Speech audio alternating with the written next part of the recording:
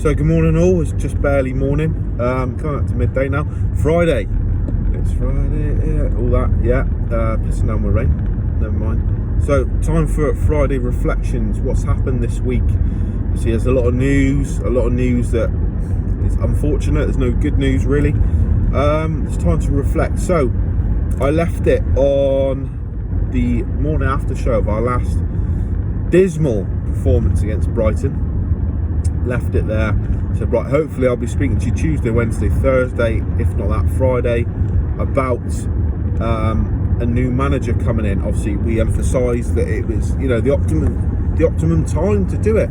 International break, obviously Bruce should have been gone well before now. However, if you looking to sack a manager or replace a manager in the coming sort of at this stage of the season, an international break is the perfect time to do it. As we said, give him time to get to know his players, bring in his own coaching staff, settle in before the next game. None of that's happened. Sky Sports News on Monday morning, no, sorry, was it Monday morning or was it Sunday? Do you know what? I think it was Sunday actually. Sky Sports News.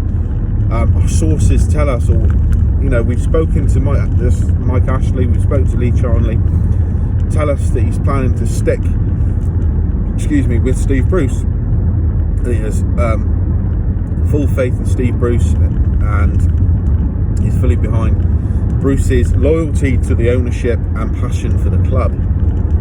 Now, there's a couple of key things to take from that. Firstly, the game was Saturday evening. Between what game? Final whistle was say 10 o'clock in the evening, and this Sky Sports piece was at 9 o'clock in the morning. So how have they got hold of somebody overnight on a Saturday and Sunday morning? The owner is reportedly in the Middle East at the minute.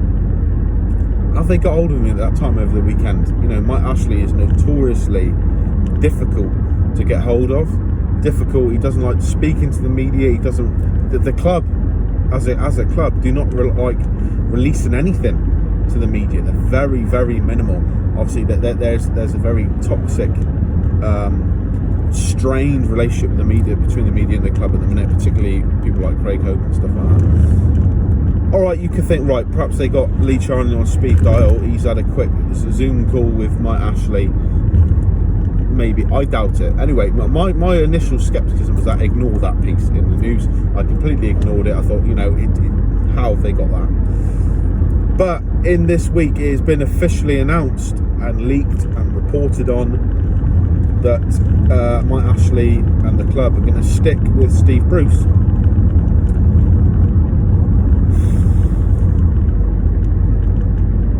What more is there to say about that? That is the one scenario we didn't want. And as a tail end of that, Steve Bruce is looking to give the players 6 days off out of 9. Now, to defend him, I can understand that from one perspective. I can understand that because see, the players have been under so much flack. It seems like the mainstream media have finally, or certain members of the mainstream media, if you look at people like Jeff Stelling, all right, Jeff Stelling wasn't a major one before, but Robbie Savage, you know, Sky Sports, Talk Sport, they're finally starting to see that Steve Bruce is incompetent for this job role and he's not the man. As good a character as he might be, as good a person and as nice a bloke as I'm sure he is, he's just not the man for this job. And he should have walked months ago. He should have been sacked, probably even before that. But they've started to come around to the idea. Now, Bruce has given the players six days off out of 9. As like I said, I can understand that from the perspective of these players have been under pressure for a long time, under enormous pressure. You know, results haven't been going our way. I say haven't been going our way, that alludes to some element of unfairness. Absolutely not. We've deserved everything we've got. But you know, there's been some media criticism. So maybe just to give the players a bit of time at home, just to reflect, switch off from that.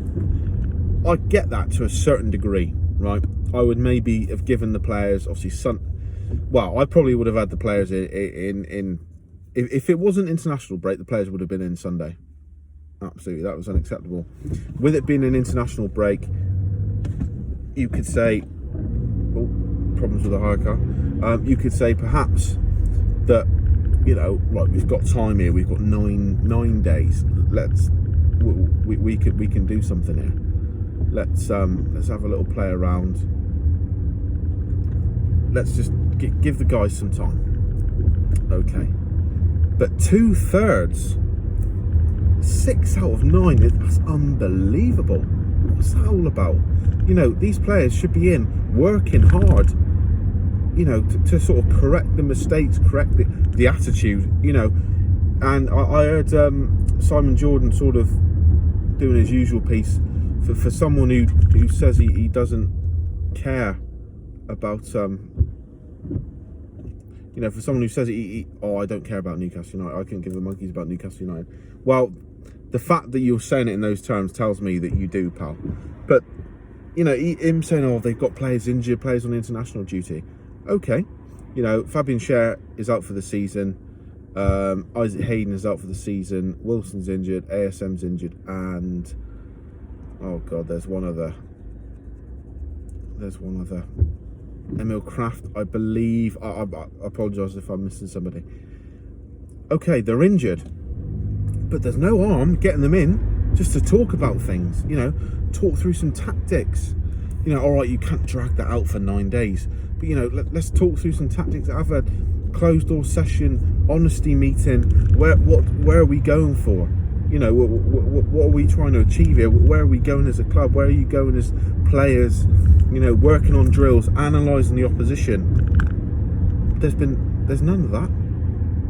So 6 days off at unknown, I think it's too much. It's too much for a team that has been atrocious, for a team that should be working and doing everything, and players doing overtime to try and prevent this club from slipping into the championship, which we are. Let's be honest. We're, you know, it's been said in the media, oh, they're sort of sleepwalking into relegation. No, we're on a freight train going straight for it now. We're free fall. So that begs the question: why are we having 6 days off?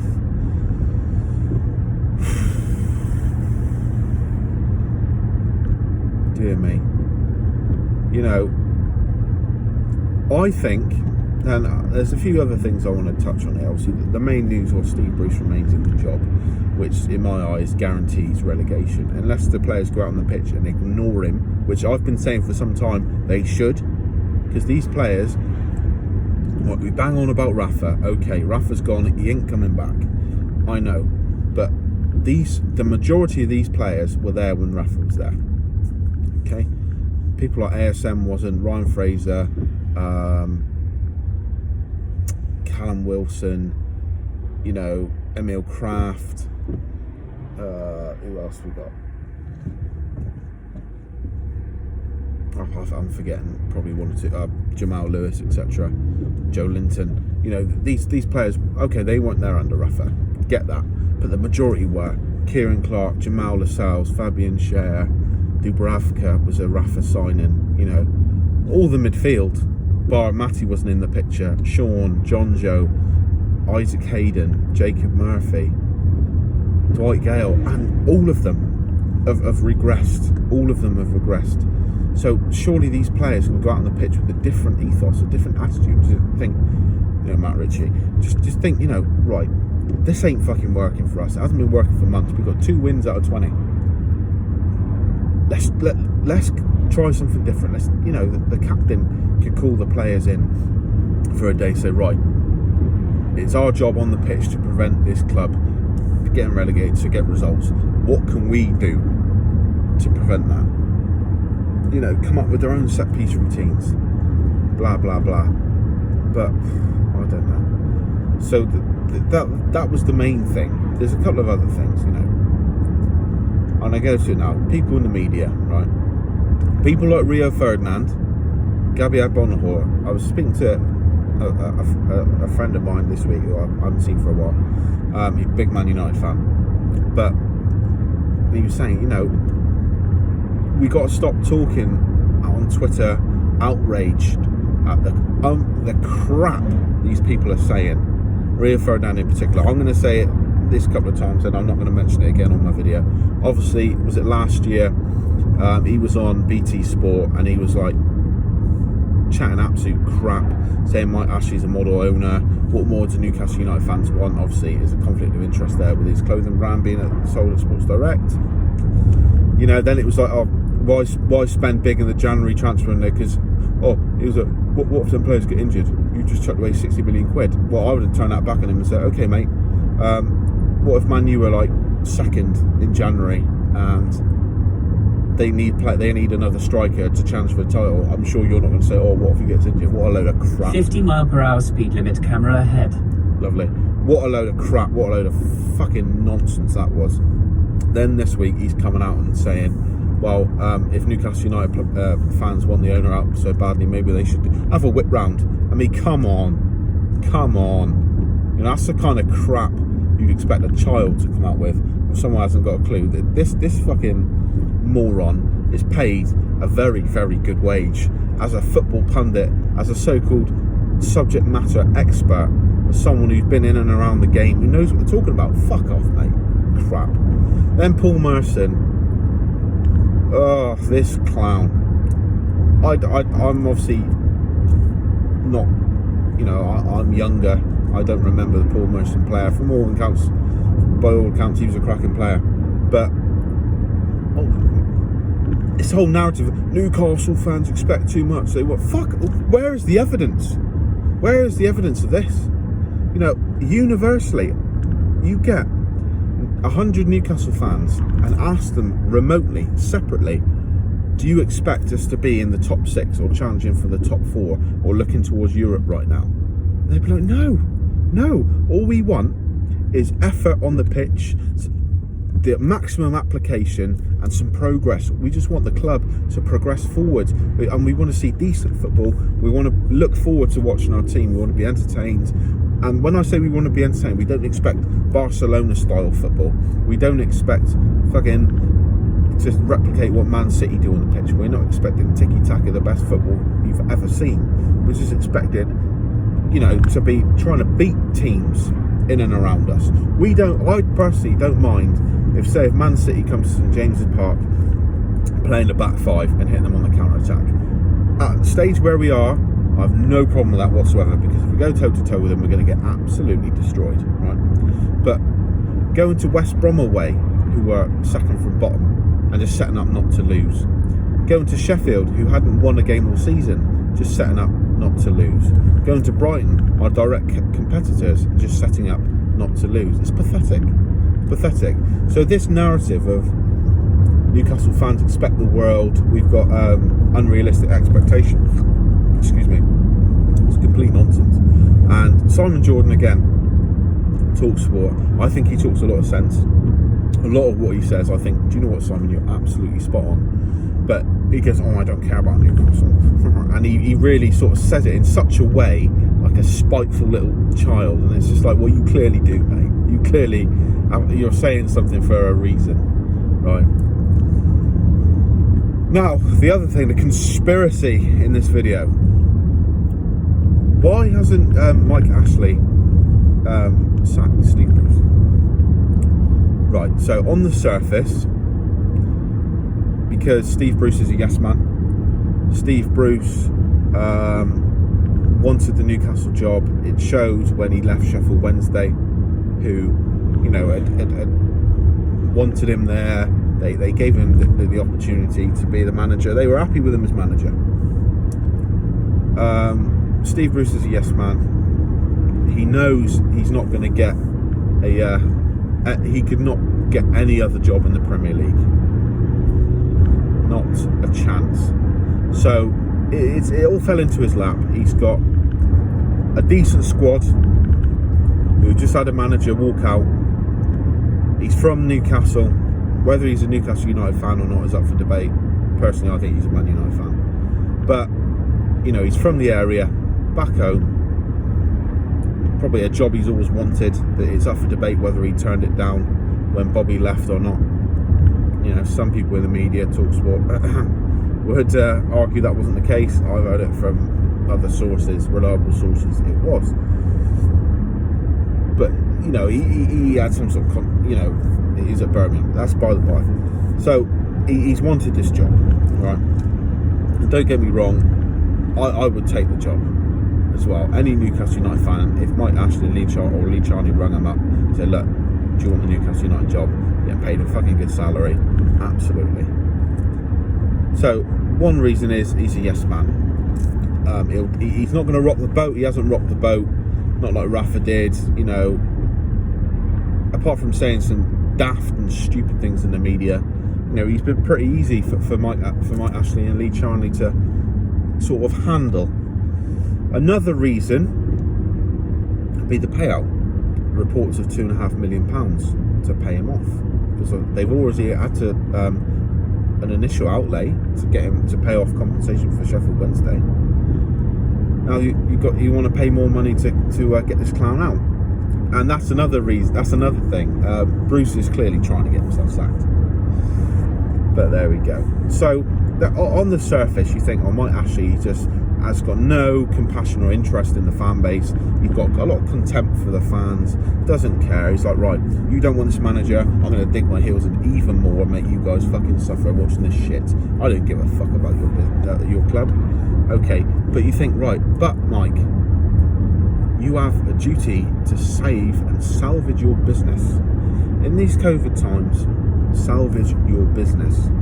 So then you think, right, okay, the financial repercussions of dropping out of the Premier League, I know you get your parachute payments, but in terms of the TV money, vastly outweighs the, I don't know for sure it's £2.5 million, but it's been speculated it's £2.4 million to pay off Steve Bruce. Even if we say it's 10 million, which it definitely isn't, but let's up it. The financial ramifications, the financial loss of the TV money through Premier League, Sky, BT, Amazon Prime. I don't think Amazon Prime showed many Championship games, if any. Obviously, Newcastle will be a bigger draw, but that's besides the point. The financial ramifications of dropping down to the Championship much outweigh how much you have to pay to sack Steve Bruce and get someone else in. Vastly. So, does Mike Ashley want us to get relegated? Do you know what? I think 1 mile at the roundabout, take the third exit onto the A40. I apologise for that. I think he does. I think he wants to get us relegated for the pure and simple fact of, I think he's got a deal lined up with the Saudis or somebody, PIF group, Amanda Staveley, because as we've seen in the Championship, it's much easier for clubs to get taken over. We've seen it with teams like in recent times, Wolves, Aston Villa, etc. There's very, very rare that you don't go through half the checks. So it could just be a case of, right, he's gone to this group and said, look, Premier League's not going to let us do it. We have to sort something out here. If we go down to the Championship, are you still going to be interested? Yes. They're obviously a vast wealth, so they might think, do you know what? You asked them 350 million in the Championship. It's probably worth what? Say half that. Let's just say 200 million or 150 million for argument's sake. Then we think, do you know what? 100 million is nothing to us. That's the roundabout. Take the third exit onto the A40. Have a think about that. In a way, that's not. This fucking pains me to say. That's not the worst. If that was definitely going to happen. Say if we fast forward now to June, July, and that's happened. In a way, that isn't the worst. Miles, turn left onto the A436. That isn't the worst outcome. What you're talking about, we're dropping down to the Championship, we get relegated. Yeah, but think about it. We bounce back straight away because these guys would probably pump a significant amount of money in transfers. We'd have a good clear out. A competent manager would be brought in. Maybe Rafa is on their list. I know he's got a good relationship with Amanda Staveley. Maybe it'd be someone else, but anyone's better than Steve Bruce. So we would return to the top flight. And I imagine, not take the Premier League by storm, but be a bit like Leeds. You know, we'd be able to compete. We play decent football, and we could settle down a bit like Aston Villa have, maybe survive just, and then progress gradually. Again, what we're after is gradual, consistent progression, baby steps. So maybe Mike Ashley's thinking, from his point of view, it'll just be,